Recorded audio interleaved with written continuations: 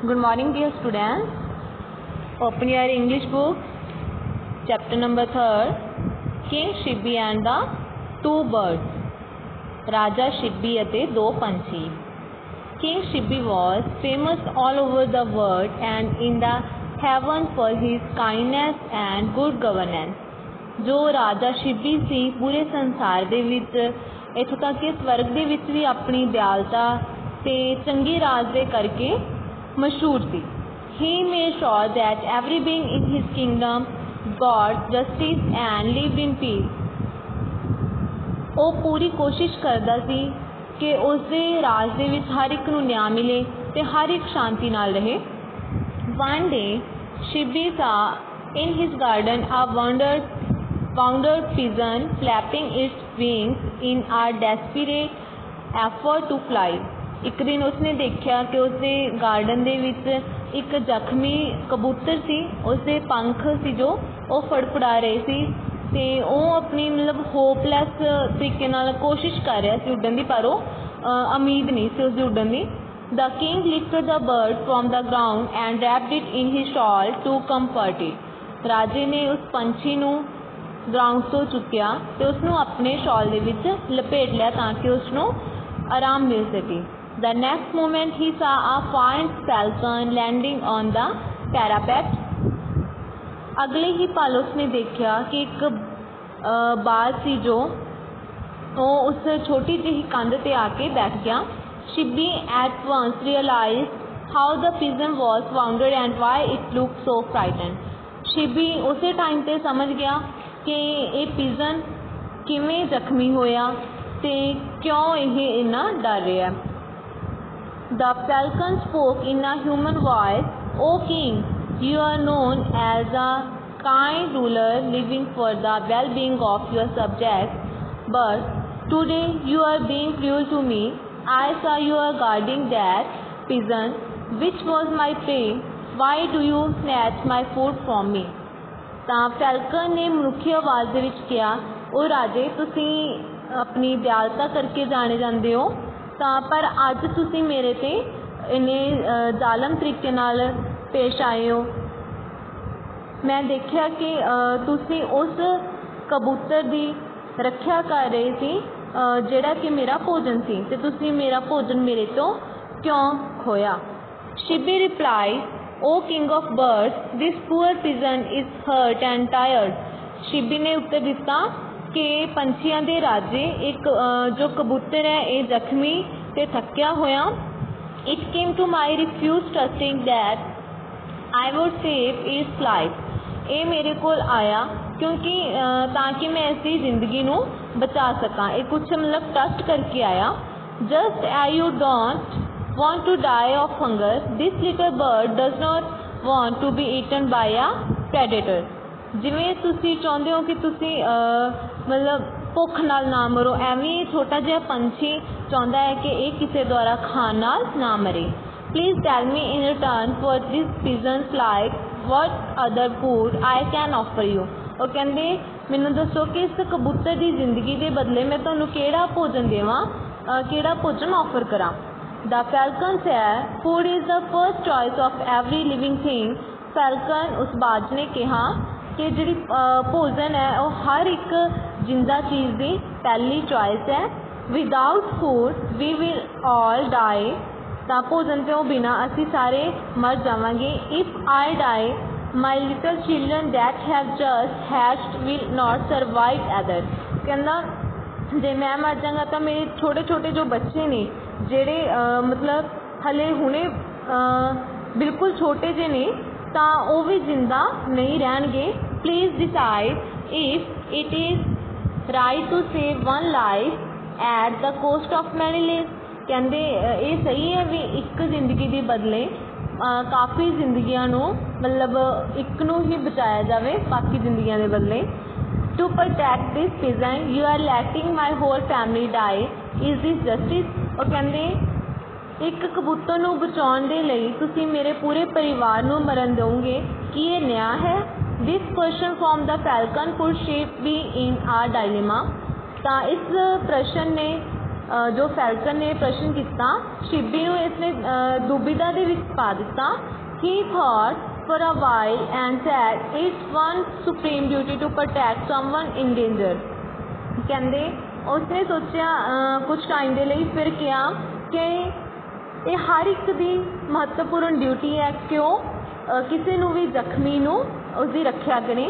A king cannot get away from his duties even if everyone else does।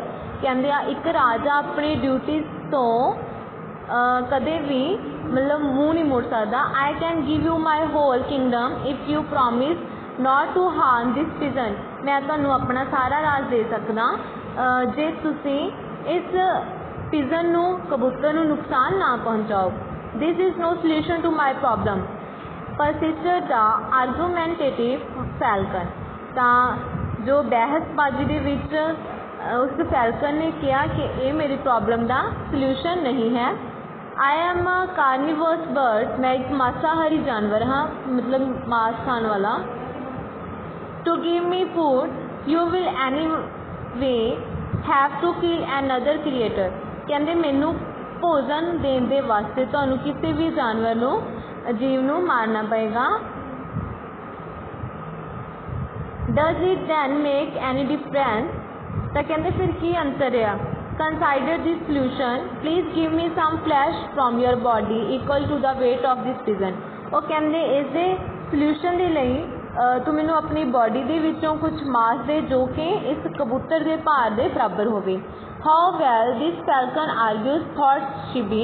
Shibi ने सोचा भी वो किवें इन्नी बहसबाजी कर रहा। It has an accurate sense of right and wrong. तो इस सही ते गलत की जो मतलब सही ते गलत नूं समझण दी जो सेंस है। Shibi at once ordered a balance to be brought. उस टाइम से शिबी ने एक तकड़ी लियाउण दा ऑर्डर दे दिता। In one of its dishes he place the pigeon. एक बर्तन दे विच उसने कबूतर पा दिता। He then cut a chunk of flesh from his thigh with the sword and put it in the other dish. और दूसरी बर्तन दे विच तकड़ी दे जिहड़ा दूसरी साइड वाला बर्तन सी उस दे विच उसने तलवार दे नाल कट के अपना मांस पा दिता। द पिजन्स डिश हंग लाओ। और जिहड़ा पिजन वाला बर्तन सी वो हले भी नीचे लटकिया होया सी। Shibi now cut a larger chunk of flesh and place in the dish. तो उसने एक वड्डा सारा टुकड़ा शिबी ने अपने मांस का कट्टिया तो उसने बर्तन दे विच रख दिता। The pigeon still outweighed the flesh. हले भी पिजन वाला जो बर्तन सीगा वो मतलब उसका वेट ज़्यादा सीगा मांस दे नालों। Shibi kept carving his body until there was barely any flesh left around his bones। Shibi ने उदों तक अपनी बॉडी दे विचों मांस नूं कटना जारी रखा जो तक सिर्फ उसके कोल हड्डियां बच गईयां। The balance was still heavier on the pigeon's thigh। और जो तकड़ी सी पिजन वाली साइड मतलब हले भी भारी सी। finally Shibi himself mounted the dish hoping to equal the weight of the bird। अखीर दे विच उसने मतलब डिश दे विच इन्ना को मांस पा दिता कि मतलब वेट सीगा जिहड़ा वो बराबर हो गया। Suddenly divine music fill the air. अचानक हवा दे विच एक डिवाइन म्यूजिक आया। Divine means related to gods दे नाल संबंधित। And the heavens showered flowers on Shibi. ते शिबी दे ऊपर फ्लावर्स की वर्खा की गई हेवन्स द्वारा। The falcon and the pigeon disappeared and in their places stood Indra the king of gods and Agni the god of fire. Falcon ते पिजन अदृश्य हो गए और उन्हों की जगह ते इंद्रा जो कि गॉड का राजा है और अग्नि जो कि गॉड ऑफ फायर है वो आ गए। Indira said Shibi Agni and I came down for the heaven to test you. Indra ने कहा कि शिबी मैं ते अग्नि तुहाडे टेस्ट दे लई स्वर्ग तो आए हाँ। You have prove that you are far greater than people think.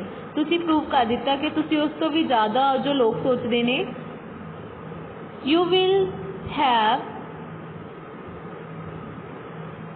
a life full of happiness and you will always be remembered by mankind. वो कहते तुहाडी जिंदगी हमेशा खुशियां नाल भरी जाएगी ते तुसी मनुखता वजों याद किए जाओगे। शिबीज फाउंड disappeared as soon as his words were spoken. जिमें ये वर्ड बोले गए शिबी के सारे जख्म सी जो वो अदृश्य हो गए, मतलब जख्म मिट गए। He close his eyes in humble prayer as the gods vanished. उसने अपनी आइज प्रेयर दे विच बंद कीतियां, उदों ही जिहड़े गॉड सीगे वो डिसअपीयर्ड हो गए, अदृश्य हो गए। हाँ जी, next book work A part. Choose the correct answer. King Shibi was famous for. King Shibi का किस चीज़ लिए मशहूर थी? Option A his hunting skills, kindness to birds, kindness and good governance. The answer is kindness and good governance. Second is in return for the pigeon's life Shibi offer the falcon. कबूतर की जिंदगी के बदले विच शिबी ने किस चीज़ को ऑफर किया सीगा फैल्कन के लिए? 100 gold coins, his kingdom, another pigeon. The answer is his kingdom. Third, the falcon and the pigeon were actually dash respectively. जो फैल्कन ते कबूतर सी असल दे विच की सी? इंद्र एंड सूर्या, अग्नि and Varun, Indra and Agni. The answer is Indra and अग्नि। Say whether true or false. First, Shibi did not like falcons. Shibi falcons को पसंद नहीं करता सी। False. Second is the falcon was arguing intelligently. बड़े ही होशियारी दे नाल falcon बहस कर रहा सी। True. Third is at the end of the story, the falcon and the pigeon became friends and they flew away together. Story के अखीर दे विच falcon ते जो कबूतर सीगे वो दोस्त बन गए सी ते वो इकट्ठे उड़ गए सी। False. Thanks, have a nice day.